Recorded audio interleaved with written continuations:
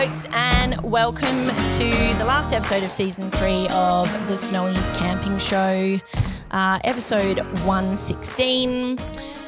Don't forget to subscribe wherever you're listening to your podcast, whether that be on YouTube or your favourite podcast app, and also jump into our Facebook group, Snowies Camping Banter. Join in the community there, which is great. We are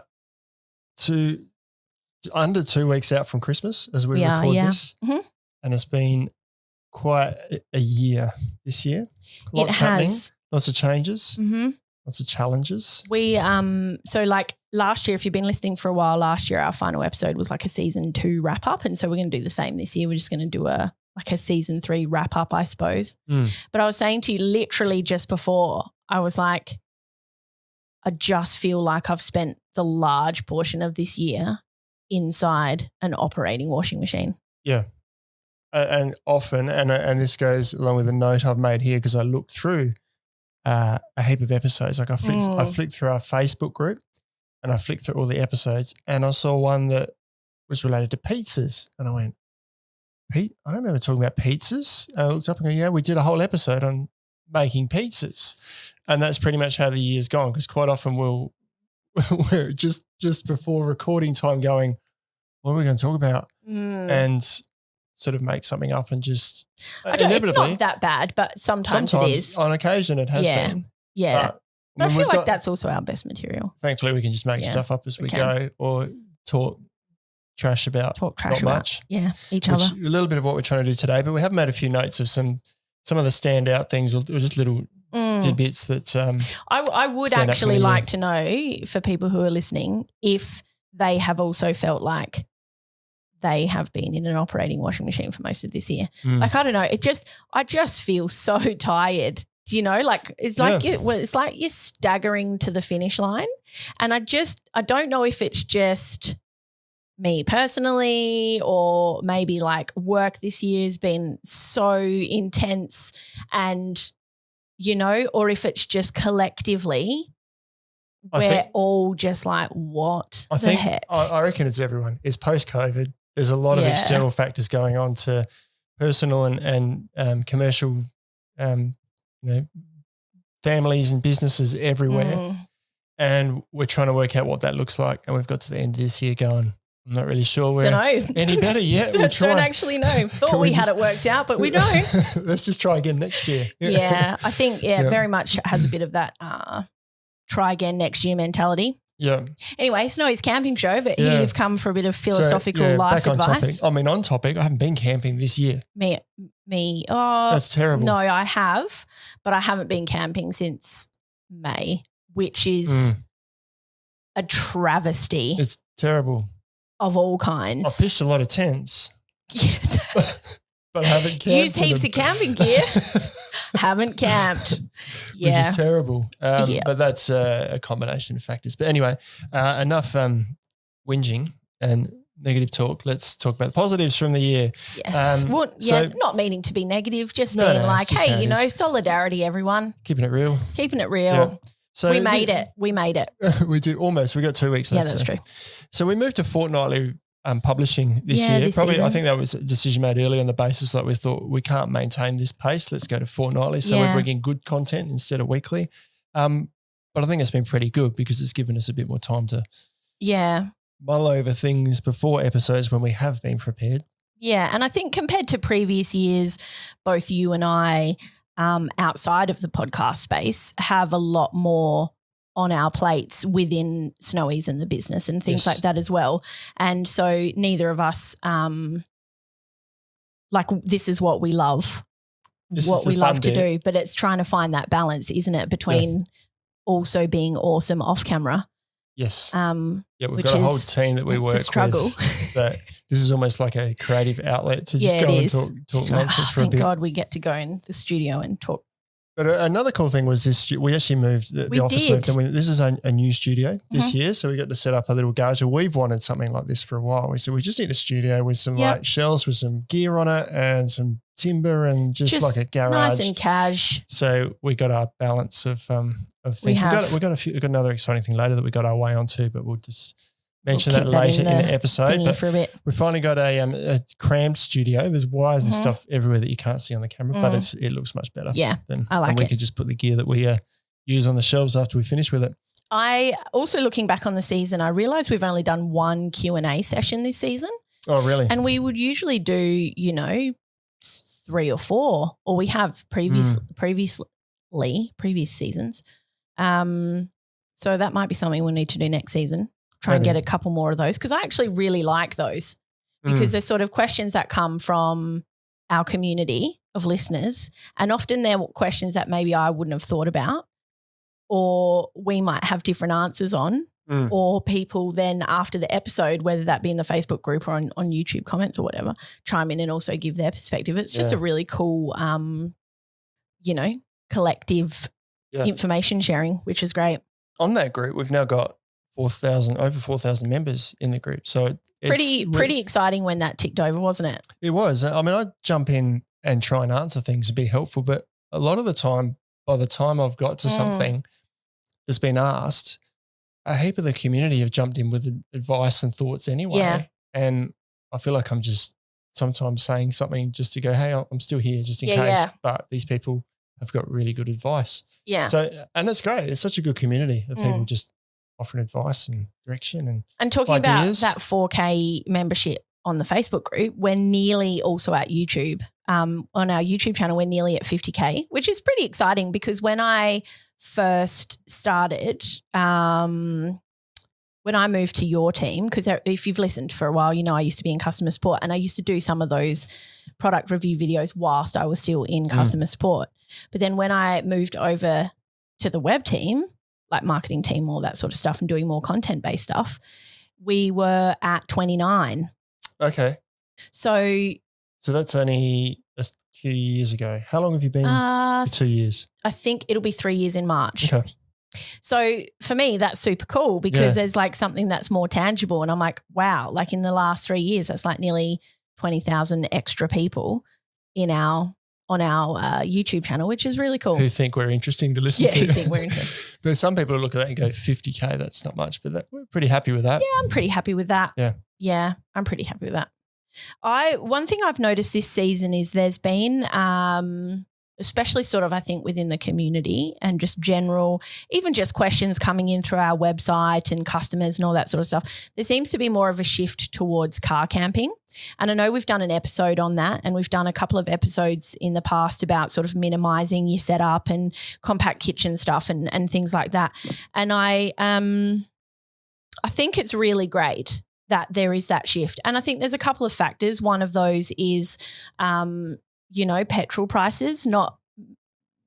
I feel like, I know I've personally downsized as well, but I feel like there's a lot of people who just can't afford to run massive vehicles as their daily getabouts now.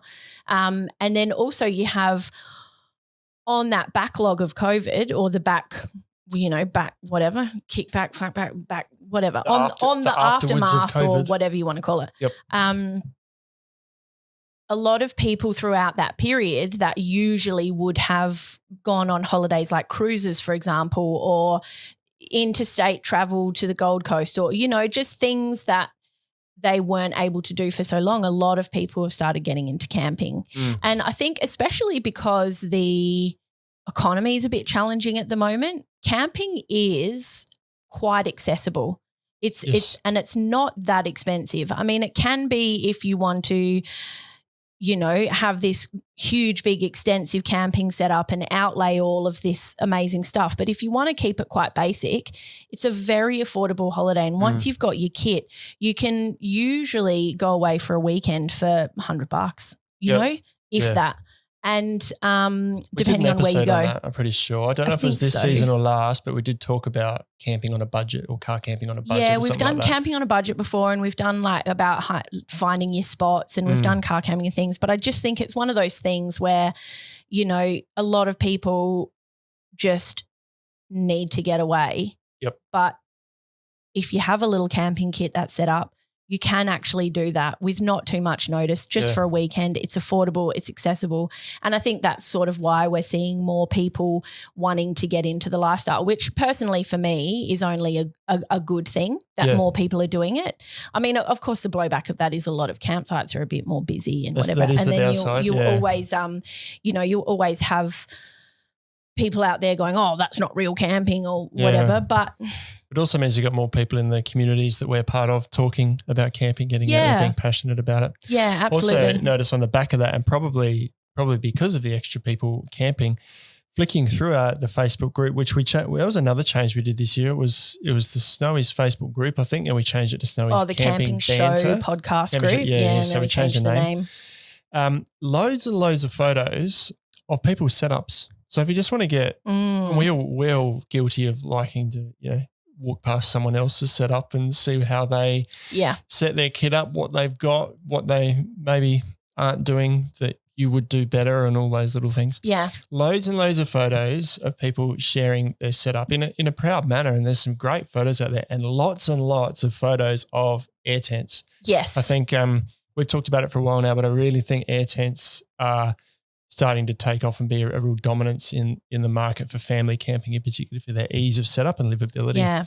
I reckon there was actually a question in a Q&A session that we had, maybe not this year, potentially even last year, about what I can't remember it specifically, but something along the lines of what do you think is redundant and what do you think is going to be up and coming? And I said, I'm pretty sure air tents, we're going to see more and more, or less and less pole-based or frame-based tents in the market. And I think that,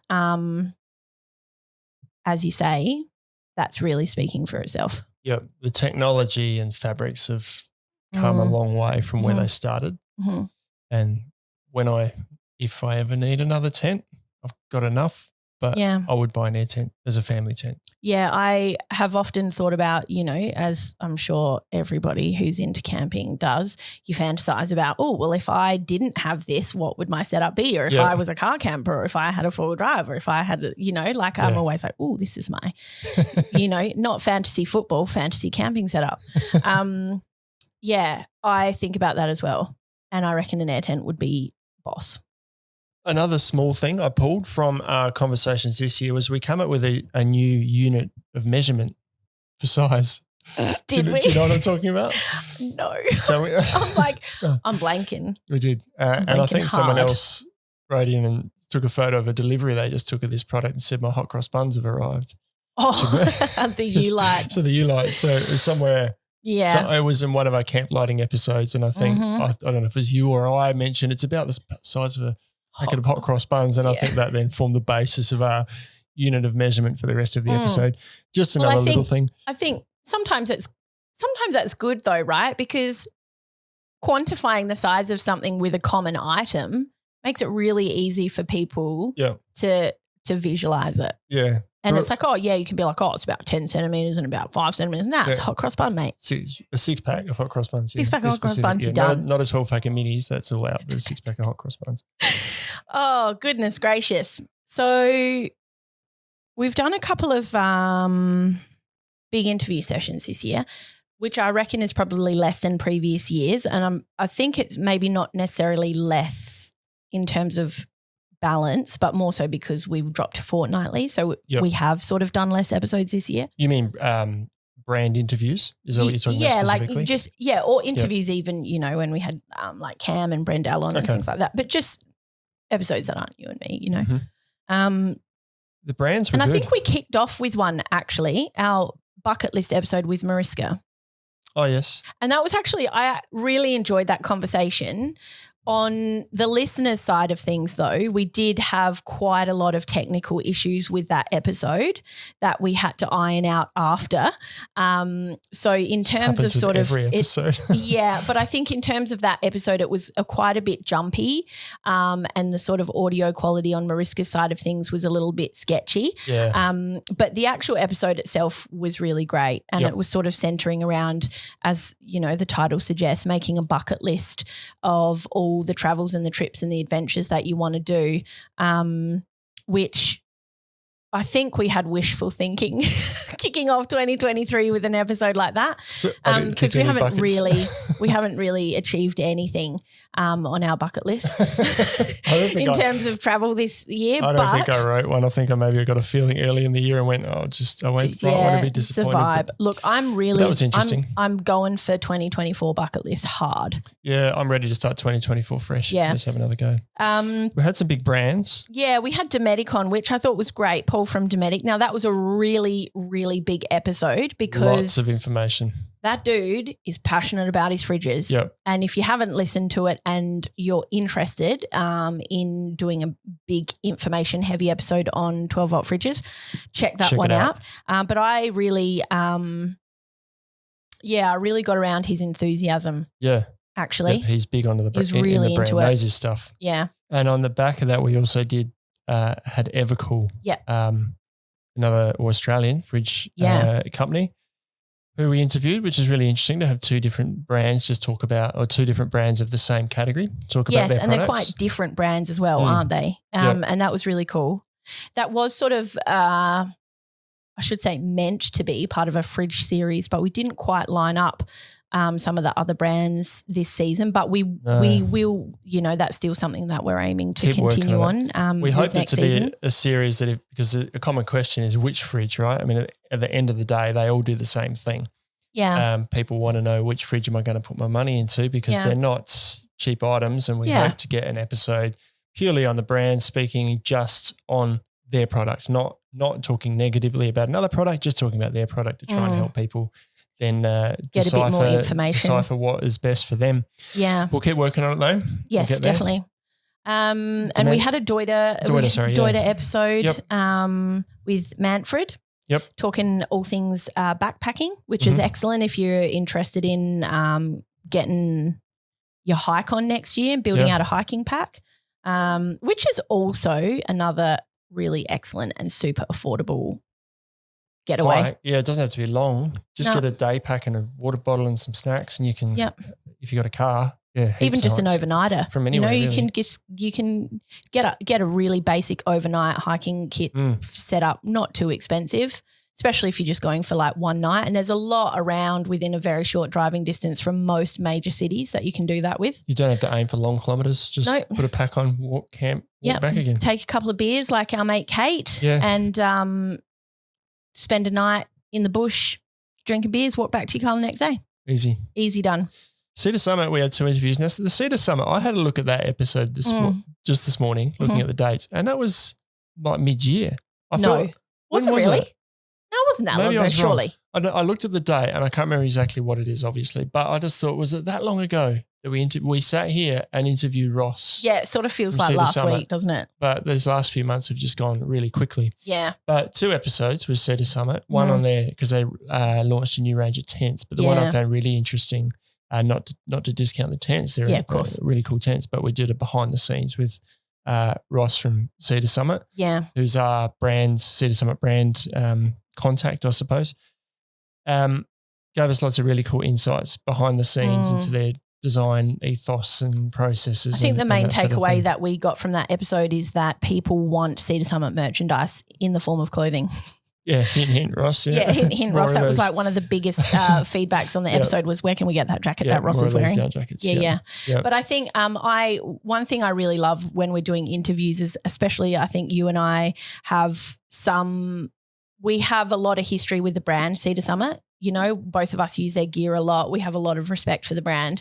And we also both have a bit of history with Ross to a certain extent, like even if it's not sort of personal, but through emails or some form of contact, because he was our rep at some stage, wasn't he, for Snowies quite a while ago? He used to be here quite a bit, just as a like a travelling rep, and now he's a brand rep based in the office, I suppose. So those sorts of episodes are really fun to do when you do sort of already have a bit of a relationship with the person that you're interviewing. So I really enjoy those. You know you're not going to offend them if you say yes. And I think that leads into my next one's about really stoked to have done our first interview with our Brendale crew, like with Jacob and Dave. Yep. Because I think that our head office here obviously is in Adelaide. Our Keswick store is here in Adelaide. It's been here for like 25 years or whatever. We're very much a South Australian based business, but then we have our store in Brendale. And I think so much of what goes on feels so localized to SA. And I love having an opportunity to have that connection with Brendale, because we do talk to them every day and things like that, but to have that interview and have that chat with them. And then we went to ACOF last year with those guys, but it's really fun. The basis of that was because of their rooftop tent display, which they've got, which is huge. Unproven, but it's potentially one of the biggest rooftop displays. Well, we did ask people to come in with anyone who would have a bigger display, and we didn't get no feedback back on that. But in South Australia, rooftop tents are a growing category. I see them. You can't drive anywhere without seeing a rooftop tent somewhere nowadays. But my gut feeling is that they're probably used more prevalently in Queensland. So they're a good source of information if you want. I mean, anyone here can help you, and if we can't, we can ask anyone in the business who might know. Someone will have the answer, but those guys have got it all set up. They've got, I think Dave's got 2 rooftop tents, one in his trailer, one in his van. So it's more of a lifestyle up there. Yeah, and I think here. The other thing about Brendale and having part of our Snowy's family in Queensland, which I love, is an example recently in that Facebook group that we were just talking about. Someone posted about how they were having issues with the temperature regulation on their hot water system. And it was really interesting to me because they were like, the water's like too hot, and even though we've set this temperature. And I was like, in my mind, when I initially saw it, I was like, never heard of that. Like the feedback we usually get is it's not getting as hot as I expected, right? And then I noticed that Liz, who works in our Brendale store, she's just jumped on there and was like, have you thought about removing this section out because then the flow is going to be higher, and because, and it's like that information, despite you and I collectively have so much in our brains, right? Like this is just what we do every day, but just that simple fact of someone who lives in a tropical region or a hotter generally across the board region, which has never even occurred to me. Well, it's in the user manual, and I looked and went, this is actually a proper thing. Because I thought one of our staff members had offered some sort of a hack or something. I'm like, that's going to be an issue with warranty. It's in the manual, and it's like never even we just read over it though, because most questions are it's not getting hot enough, so I'm not going to remove it to try and cool it down, and we forget that bit. That's right. But I guess in this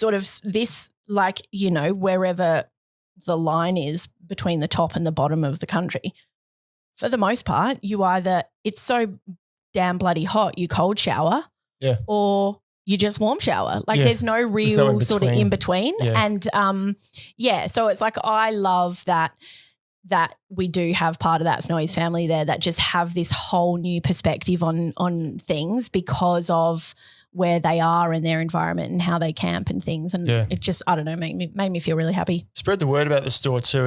I've never actually been there, but by all accounts, the photos I've seen and what everyone here says after they've been there is that it's a really nice store, really roomy, clean setup. Yeah. It's out. And it's huge. It's big, yeah. It's up in Brendale, north of the river, I think they say. North side is what they call it. So, I always associate it with Strathpine because I'm actually technically from Brisbane, moved to South Australia when I was a kid. Okay. And I just feel like Strathpine people sort of know, but maybe that's just me. I don't know. But anyway. Yeah. Anyway. Yeah, check it out. I do. Next time I'm up there, I'm literally going to go because I do want to have a sus. Maybe we'll just go in there and wear like a beard and a wig. That won't be weird at all. Well, maybe they might not even notice. I've noticed someone weirds in the shop. Yeah. I'm just imagining they're like, if any of them are listening to this podcast right now, which they probably aren't, like hopefully, if they're listening to it and then like a couple of weeks time, some old mate walks in and he's looking hell scruffy and has this big beard and they're like, what are you doing, Lauren? It's like a real person. Oh, man, I'm just actually being a bit silly now. Let's get back on track. Right. Cam, our episode with Cam, which was 107. So just if we take a step back, because that was the Big Blokes episode. But that was Cam, Cam had a launch of his cooking show for the Australian Camp Oven Festival last year, and we did a series, and that wound up, and we haven't done any more since. But Cam did come back on just to talk about camping, how the big blokes camp. Because he's a big bloke. He's just a big bloke. Tall and solid, tall, solid, broad. Yep, with a big radio voice. And loves camping and has done it all his life. So really, really good. We're approaching him about it. We said, look, we want to do this episode, Cam. We're not like, we don't want you to be offended. But you're a big bloke, and we have had for a long time a lot of feedback from listeners saying, "Hey, I'm a big bloke and I'm having a hard time, landing on a chair, or I'm having a hard time landing on my sleep system, or I'm really worried about if I choose this particular tent. Like, how's that going to go for me because I'm a big bloke?" And so, realistically, you're tall, but you're a bloody beanpole, and I'm like a short little troll woman. Neither of us have any real life experience or impact on those sorts of issues. No. So it just was a no-brainer. And of course, because he's dearly loved from the cooking show and a lot of people already sort of get around him, it was really nice to have him on. Yeah, he agreed straight up. It was great. Yeah. Chatting to Cam. Last time we interviewed him on the podcast was when we interviewed him at ACOF. Yeah, when we got those winnings delivered and he was sitting there in his sunnies, and that's right. I think I can't even remember if he was drinking something or whatever. Probably. And then someone comes along with those bloody envelopes and he's done a clean sweep of his categories. That was so great though, because he was chuffed and it was just so lovely. He didn't show it. It was a little bit sheepish, but yeah, he did. But we quite a humble bloke. We did get him back for an episode on his camp cooking gear after his series had finished as well, what he likes to use. I don't think we did. No, we did. I'm sure we did. No, we didn't. I'm sure we did. I'm almost certain that the only 2 podcast episodes that he's been in is the ACOF one and the How the Big Blokes Camp one. We'll settle this outside of this recording. But you need to say on this recording what I'm going to get if I'm right. You can have what we're going to offer the rest of the listeners at the end of this episode if they stay to the end. Okay, fine. No, I'm pretty sure we did because I saw a thumbnail with Cam standing in the shop about Cam's cooking gear. What are you going to give me if I'm right? A hug. Okay. I was going to say I haven't offered you much. That's more than I offered you. I'll give you a hug, Benji. I'll give you a hug and I'll tell you that you're better than me. All right. Even though you're not. Yeah, well, we all know that. It'll be genuine too. So, yeah, Cam back on. Hopefully we see more of Cam. I did just want to make a note. We had a poll in the Facebook group during the year. I think it started as an office debate over what to have on toast. Vegemite. You put it up there. There was Vegemite, Marmite, Promite, some other Vegemite, weird random stuff. 71% of votes went to Vegemite. So well done, everyone. Settled that. 2023 settled that debate. Done and dusted. Don't need to open that door anymore. So there's a couple of little things from the community, not necessarily the season, that I have loved personally. And one of those is a mad shout out to Daniel Gilbert, which I know we've already done. Oh, I know where this is going. He has done the best ever portrait of Data Ben as a Star Trek character. And I love it. And I just want to say thanks to Daniel because that gave us quite a significant amount of fuel in the office for several weeks. And it's still going. My photo's still on the office up wall. on the office wall where, or the window where I put it. And because over time it's faded a little bit from the printer ink, it's like a beautiful stained glass. It's a bit weird walking into our office because you see my face on data, and I don't know why it's my face all the time. Then there's a happy birthday Ben with Forrest Gump waving. We did have then my head's on a donkey for Pin the Tail on the Donkey in the meeting room next to it. So correct. I'm not sure why I'm the subject of these things all the time. It's I might have to change that next year. It's great. Loving it. But anyway, thanks, Daniel, that because was a bit of a laugh. That's a forever in the vault of goodness. If anyone's got anyone they want to Photoshop Lauren's face onto, no, it'll go on our office wall. That was not an invitation. Never hear the end of it. do not, if you are listening to this and you care about me at all, do not. I dare you. The other thing that I thought was pretty hilarious. Now, I'm probably going to get this name wrong. Michael Posthumous. I saw this. It's posthumous. I don't know. Posthumous. Spelled Posthumus. Michael, I'm really sorry if I've butchered that because I probably have.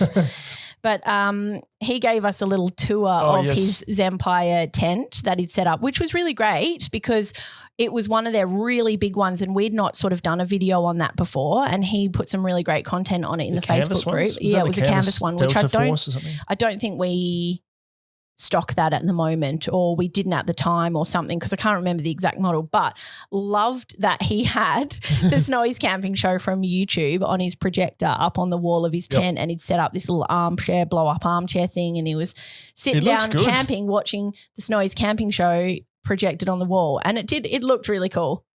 I'm not big on televisions or anything, especially when you're out, but I saw that and I thought, I could do family movies like that. That looks pretty nice. Especially if you're camping and it's really poor weather and you just want to snuggle up and do something like that. Yeah. That's sort of, I do definitely see the value there. Big awning like on some of those tents that you can snuggle up under. And you know how also you have mentioned a few times that you do like a yearly camping trip with a whole bunch of families, something like that, someone's got a big tent, get the projector up, put a movie on, all the kids in your little gang can go and have their thing, and all the mums and dads sit around and have their little snack plate, cheese platters, cabanas, beers, wine, having a great time. And the snack plates don't get decimated by the kids because they're hooked on the movies. So, all you get is a carrot and celery, all the good bits are gone. I got a comment that I saw, and this was quite timely. Caitlin, our copywriter, is actually leaving us. Sort of leaving. She's coming back in some way, but she's going off on a holiday and moving home. But on the copy for the post that we put in the Facebook group for a Sleeping Mats episode, I was just flicking through quickly and this jumped out at me. She said in the opening line, "I bought a sleeping mat yesterday. It still hasn't woken up." She's such an idiot. No, she's gonna have to listen to this. Yeah, of course. I don't know. She will. Okay. She will. So we'll know when she's read it, because she'll sit there and we'll hear her like snort and laugh. Yeah, we will, because we'll be talking about her. Because she's our amazing copywriter. She does all the timestamps and the episode description and all the show notes and everything, which is great. So bless her cotton socks. But this is the last few days with us in the office. We'll be working online with her, but we'll miss her. So saying that because we know she's going to be listening to this. You got to mention Caitlin. But that's the sort of one-liners that she pulls out all the time. And this one jumped out at me. Yeah, that's nice. I want to call out a post in the Facebook group, which I don't think got a huge amount of, like, sometimes it's really hard because we obviously, because it's our Snowy's group on Facebook, we troll through, we read everyone's posts, we sort of read through all the comments and sort of are quite into it. But if you're someone who has joined the Facebook group just as a general member and a participant, you don't necessarily see everything and all the comments and things, because, you pick and choose what's relevant to you and things like that. But there was a post a while back. Now, it was by Liza Efron Rule, three Liza Efron Rule, RULL, if you search her on the Facebook group. Now, she's got a camper van, and I don't know exactly what it is, like a little Hyundai iLoad or something that her and her partner have decked out. But I kid you not, the back of the van has the most boss camp kitchen I've ever seen. It's so cool. It sort of takes up a lot of the back, and then you pull the doors out and she's got like, a thing that comes out with a cooker, and then a thing that comes out with her dishwashing bowl, and then there's like a bench for prep, and everything's sort of stored in. There's like some little pegboard stuff in there. And I did say that I wanted a tour of that kitchen setup, and she did say, if you're listening to this live, though, you did say that you were going to give us a video tour, and you haven't. Laura doesn't forget. But that's okay. That's just a bit of a joke there. But seriously, when you get around to it, it'll be great. Yeah. And I just thought it was really cool, and it's a custom thing, and I can't remember off the top of my head if she'd built it or, her brother-in-law or someone she knew, but it just was really cool, and I love seeing things like that. Because so many people have little you know, like the way that they're set up, they do need custom stuff. Like there's not always an off-the-shelf solution, and it's just so cool to see what other people are doing and get some ideas and sort of, you know, have that mull around in your own head and share it. And I just wanted to call that out because I didn't think that, especially when people talk about, oh, what sort of kitchen setup do you have? And I have a full drive and I want to do something in the back of my full drive or stuff like that. I think that it's worth checking out. It's great that people share that because it's a big task to start building out. If you decide I'm going to build out the back of a van, that's a big task and a lot of things to consider. So you want to do a lot of research beforehand, and to have an honest place where you can go to. Some people aren't trying to sell you anything. It's just, this is what I did and this worked. I'd spent this money. It was or was not worth it. Yeah. Great to share that information. Yeah, I agree. Yeah. I don't have any other notes. I was going to mention there was an anonymous post during the week where I don't think the anonymous member has let us know who they are. Which is totally fine. Loved that we want everyone to have their own comments on there, but I did just want to mention that the comment was that apparently you keep talking over the top of me and not letting me talk. Just want everyone to know that that's certainly not how we feel here. And the banter is very natural. And if Lauren didn't butt into me all the time, which she doesn't do, which is basically what I'm trying to say. It would be a very boring conversation is what I'm trying to say if Lauren wasn't here talking as well. But also you say it's not true, but that whole post gave you life for a long time. What? You loved that. Because I milk it a bit. So much. But anyway. Also, like I think it's probably totally understand why it was an anonymous post, like, and I have absolutely no issue with that. But it's also probably, you know, a bit of a fair call because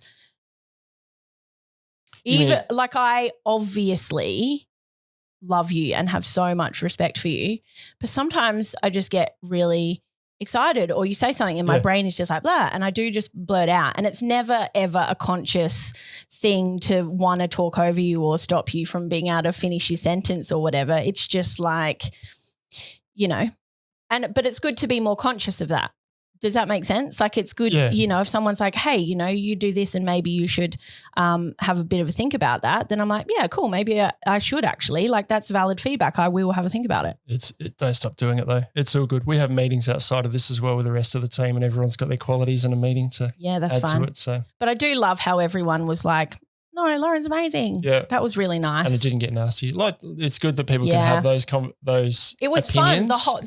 The thing that I love about the thing that I love about that group, in particular, compared to some other camping groups that I'm in on Facebook, is that someone can post that, anonymous or not, doesn't matter. And the whole conversation and engagement that comes from that is largely positive or a bit of a piss take. Do you know what I mean? Like we all just get around it and it's fine. And it's, you know, and I think that's what I really like about doing the podcast and doing the product reviews and having the Facebook group and things, because you do feel like you're a part of a community of cool people. And I think campers are pretty unique. Yep. You know, there is a certain level of, you know, ways that we identify ourselves in each other and things that we like to do, and that's what makes this job so great, you know. No silly opinions, just chatting. Yes. Anyway, have you got any more points to bring up? I don't believe I do. So we'll reveal our little surprise now. And we had to work hard to get this. Yeah, I think I think we did. We it was just like stormed into the boss's office and was like, because I'd already messaged him and got it back. So we said, let's go. And I was like, what do you mean? And I was like, I'm just going to go. And so we went in there and we were like, why don't you like this idea? Give it to us. Pretty much how it went. And he just went, all right then. So basically for all of our podcast listeners, we have got in our show notes, so click on the link, again, YouTube or Buzzsprout or wherever you're listening to your podcast, you will have a link to the show note there. We've got a code that will give you 5% off your purchases, which is off already existing prices on our website through to December 31st, the rest of the year. It's a short period of time. Short period of time, limited only, just for you guys who are our listeners, because we love you and we want to show you that we're grateful for your continued support. and comments and interaction. So, yes, jump on that. You'll find that in our show notes. Again, limited time, 31st of December. So limited time. Jump in quick if you want that, because December 31st, we're turning that code off. So if you want an extra 5%, a little Christmas present to you. Thanks for guys. listening. That's it for 2023, season 3 of the Snowy's Camping Show. Been a bit of fun. Again, look forward to 2024. Hopefully it's a less exhausting year next year. We don't really have anything to Onwards reveal for next year. We've not done a lot of planning. We've got some ideas, nothing locked in stone yet, but you'll just have to tune in next year. And again, give us throughout the Christmas, New Year's season, if you have any ideas, anything you want to listen to, pop it anywhere you want. We'll see it. And simple topics are good because we don't have to think about it much and we can record at the drop of a hat. Yeah, 2024. Here we come. Bring it on. See you next year. Catch you later. Merry Christmas. Merry Christmas.